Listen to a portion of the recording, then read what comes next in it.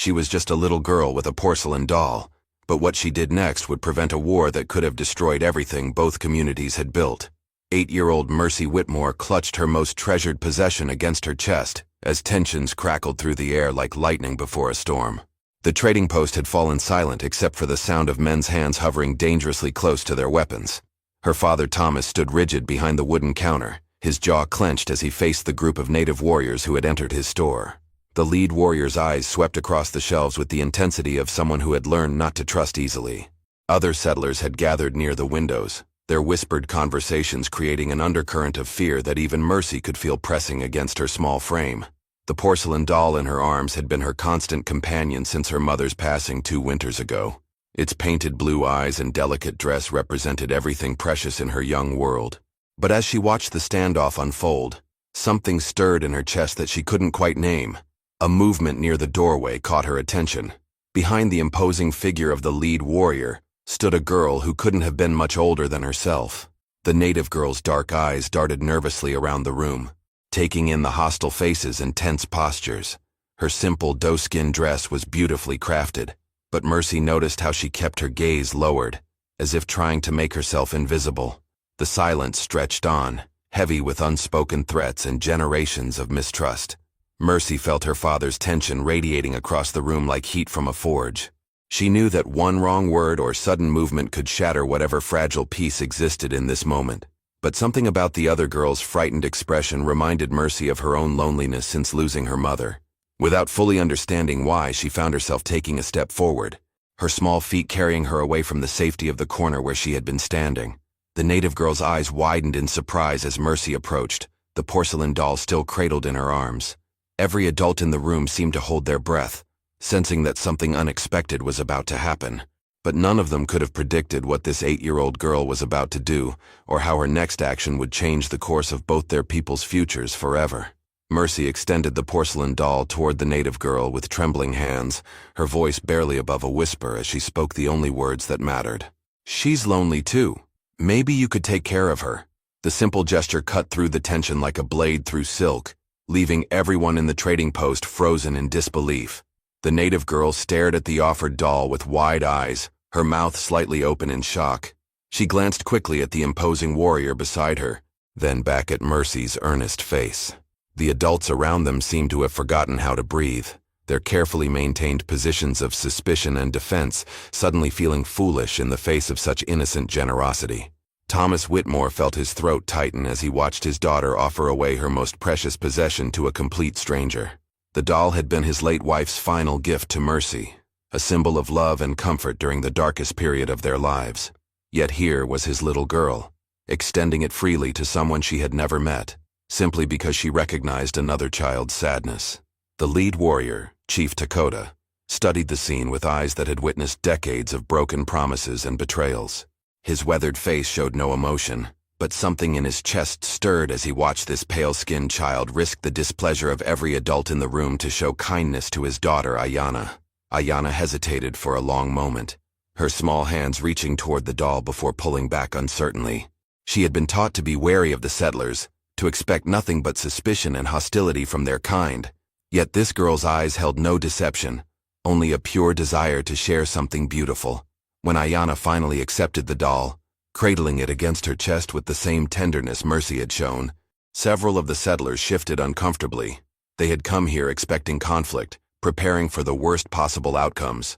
Instead, they were witnessing something that challenged every assumption they held about the people they had learned to fear.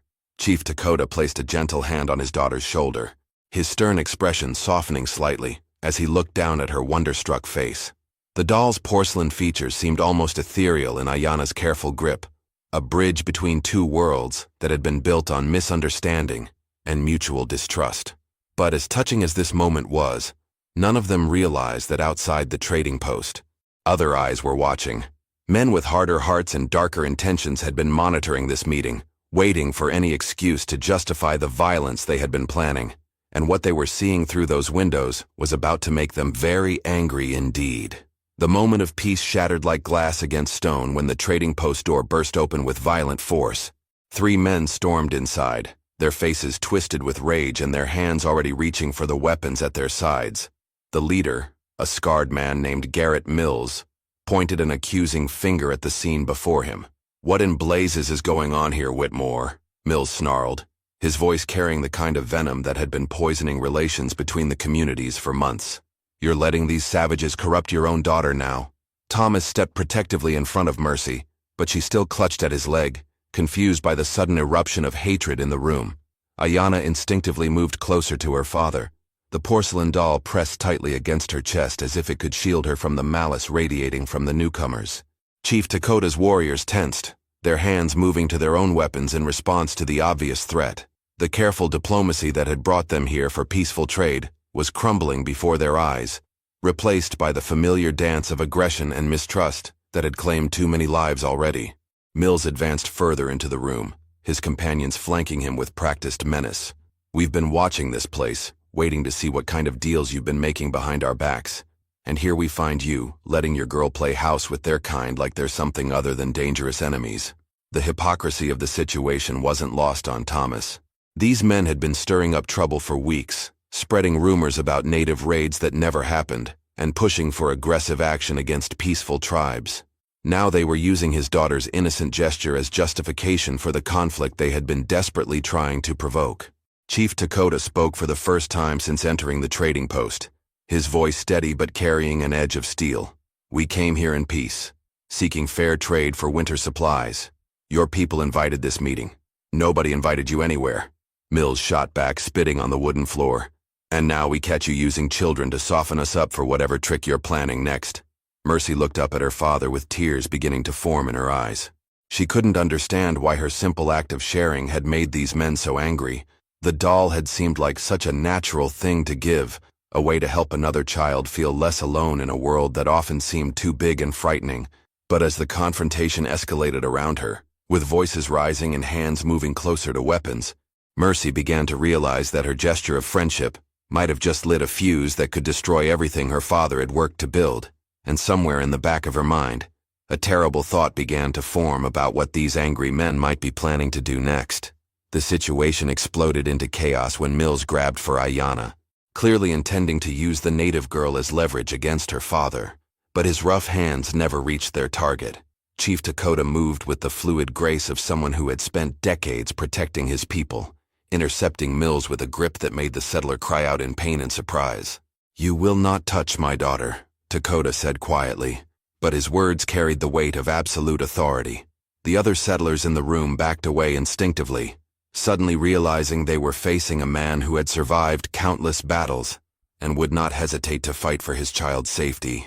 Mills wrenched free, his face flushed with embarrassment and rage. "See?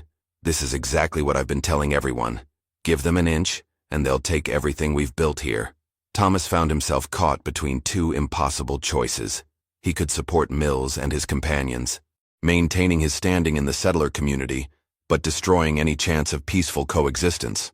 Or he could defend the natives who had come here in good faith, knowing it would mark him as a traitor in the eyes of his own people.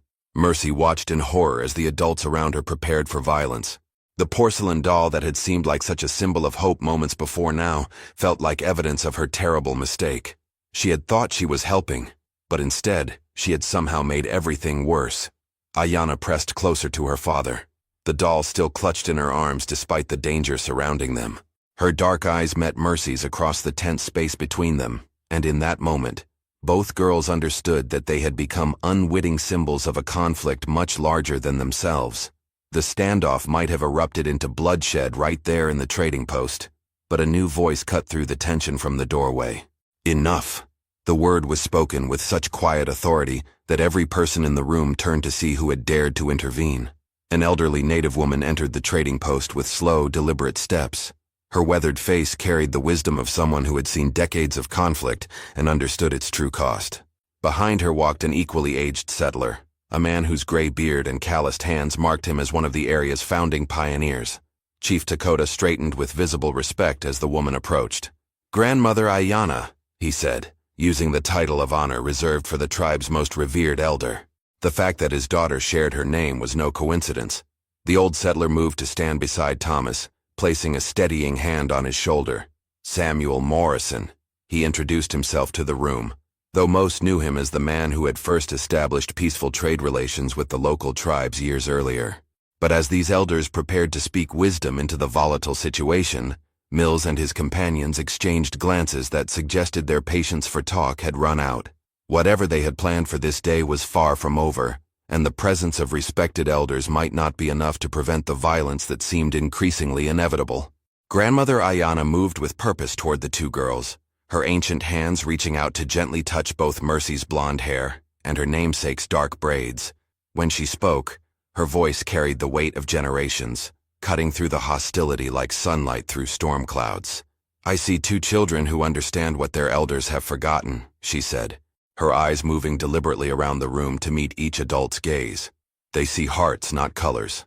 They see need, not difference." Samuel Morrison nodded gravely, his weathered face creased with concern. "Garrett Mills, you're letting fear make you stupid. These people came here under a flag of truce, and they've honored every agreement we've made." But Mills was beyond reason now, his face twisted with the kind of hatred that fed on itself. "Don't lecture me, old man. You weren't here when the Rawlings family got attacked last month. You didn't see what those animals did." Chief Dakota's jaw tightened at the slur, but Grandmother Ayana raised a calming hand before he could respond. "The men who attacked your people were renegades, cast out from our tribe for their violence. We do not claim them, just as you do not claim the settlers who attack our villages without cause." The truth of her words hung in the air, but Mills refused to hear it. His companions began spreading out, positioning themselves to cut off escape routes. The calculated nature of their movements made it clear this confrontation had been planned long before they entered the trading post. Thomas felt his heart racing as he recognized the tactical positioning. These men hadn't come here to argue or even to threaten. They had come to start the war they believed was inevitable, using whatever excuse presented itself. Mercy looked up at Grandmother Ayana with wide, frightened eyes. "I just wanted to help," she whispered, her small voice barely audible above the tension crackling through the room. The elderly woman knelt down to Mercy's level, her ancient hands gentle on the child's shoulders. "You did help, little one. More than you know." She glanced meaningfully at the porcelain doll still cradled in young Ayana's arms. Sometimes the smallest gestures plant the largest seeds. But even as she spoke these comforting words, Grandmother Ayana's experienced eyes were assessing the dangerous situation developing around them.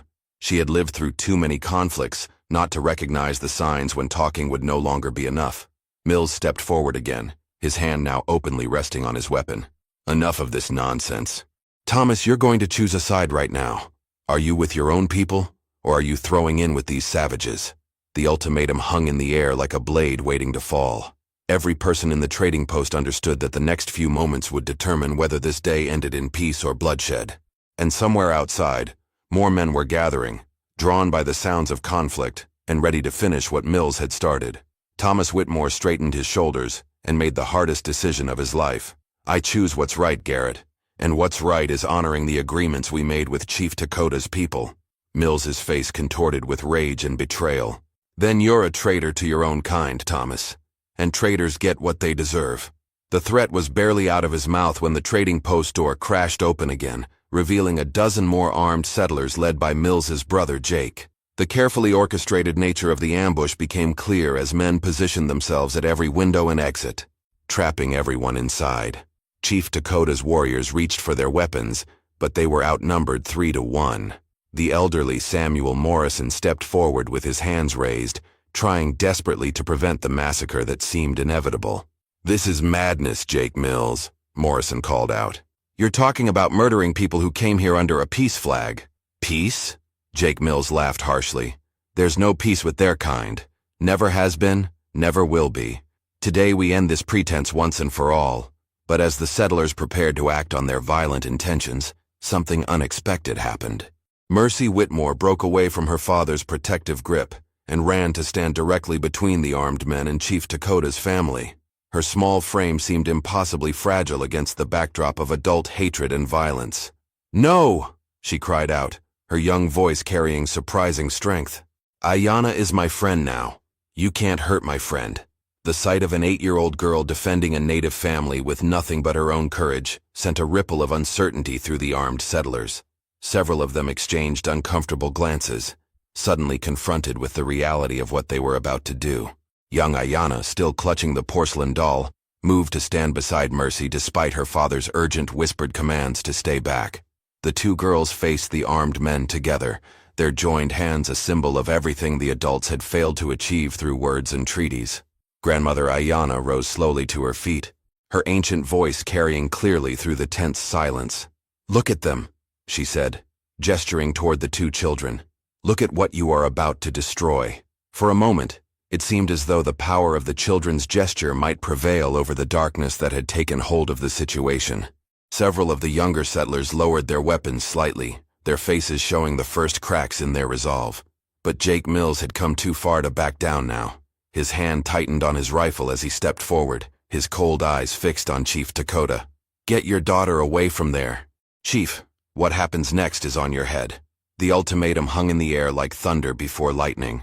Every adult in the room understood that they had reached the point of no return. Violence seemed inevitable, with two innocent children standing directly in its path. But what none of them knew was that Grandmother Ayanna had been preparing for this possibility since the moment she entered the trading post. The wisdom of her years had taught her that sometimes peace required more than words and good intentions. Grandmother Ayanna reached into the leather pouch at her side and withdrew something that made every person in the trading post freeze in recognition. The small, intricately carved wooden horse bore the unmistakable craftsmanship of her tribe, but more importantly, it carried a story that every settler in the territory knew by heart. 15 years ago, she said, her voice carrying across the silent room, a little settler boy wandered away from his family's wagon train, lost in a blizzard, freezing to death. Her weathered fingers turned the wooden toy slowly, catching the light from the windows. My grandson found him 3 days later, more dead than alive. Jake Mills's confident sneer began to falter as recognition dawned in his eyes. His hand loosened slightly on his rifle, though he tried to maintain his aggressive posture. "We nursed that boy back to health," Grandmother Ayanna continued, her gaze now fixed directly on Jake Mills. "Fed him, warmed him, treated him like our own blood for 2 months until his family could be found. And when they came for him, my grandson gave him this toy to remember that kindness exists between all people." The wooden horse in her hands had been carved with loving detail, its mane flowing as if caught in an eternal wind. But what made it truly significant was the crude initials scratched into its base by a child's unsteady hand. J.M. "That boy grew up carrying the message that our peoples could live in peace," Grandmother Ayanna said, her voice growing stronger. "He promised to never forget the tribe that saved his life. He swore to be a bridge between our worlds." Jake Mills's face had gone pale, his childhood memories flooding back with devastating clarity. The warmth of the native family who had rescued him, the patient hands that had fed him broth when he was too weak to hold a spoon, the grandfather figure who had sung him to sleep during nightmares about the blizzard.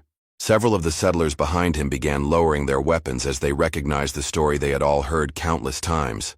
Jake Mills, their leader and instigator, was the same boy whose rescue had become legend throughout the territory. "You remember," Grandmother Ayanna said gently, extending the wooden horse toward him. "You remember the promise you made to my grandson before you left." The rifle slipped from Jake's nerveless fingers, clattering to the floor as 30 years of buried memory overwhelmed his manufactured hatred. The child he had been stood in stark contrast to the man he had become, and the weight of that transformation pressed down on him like a physical force. But even as this revelation shattered the foundation of Jake's hostility, Garrett Mills stepped forward with renewed fury. "I don't care what happened when he was a boy," he snarled. "That doesn't change what they are now." The moment of hope that had bloomed in the trading post began to wither as Garrett raised his weapon, his face twisted with a hatred that no childhood story could touch. Jake Mills moved faster than anyone expected, stepping between his brother and the children with a decisiveness that surprised even himself. "No, Garrett, not today, not ever." The confrontation between the two brothers crackled with tension as years of shared bitterness suddenly found itself divided by awakened conscience. Garrett stared at Jake in disbelief, unable to comprehend how his carefully orchestrated plan was unraveling. "Have you lost your mind?" Garrett demanded. "These people are our enemies. They always have been."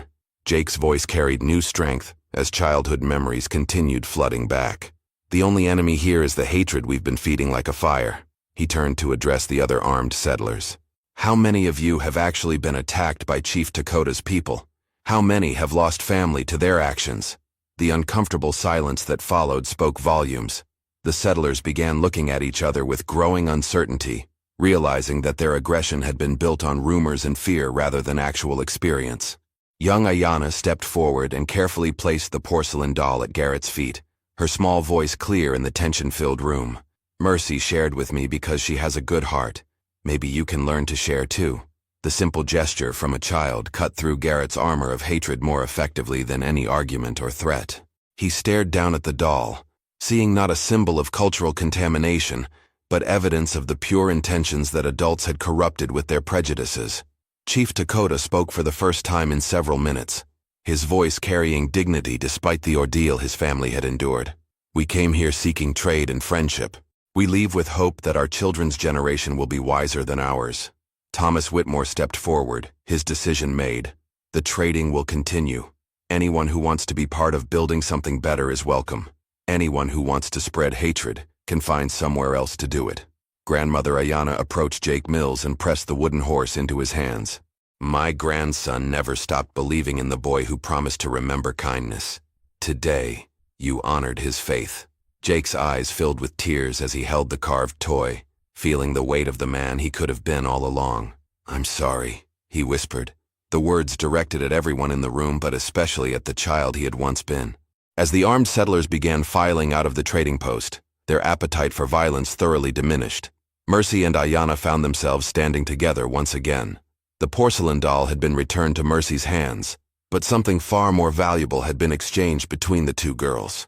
The friendship that began with a simple act of sharing had grown into something that would reshape the entire region. In the years that followed, the trading post became a symbol of cooperation rather than conflict. Children from both communities grew up playing together, learning each other's languages, and building the bridges their parents had thought impossible. And in the center of that small town that eventually grew around Thomas Whitmore's trading post, a monument was erected, not to any war or conquest, but to two little girls who had shown their elders that the greatest victories come not from defeating enemies, but from creating friends. If you enjoyed this story, click the video on your screen now to watch another unforgettable Western tale, where courage and compassion change everything in ways you never expected. Don't forget to subscribe and consider a super chat to help us keep bringing you more stories like these. Your support means everything to us.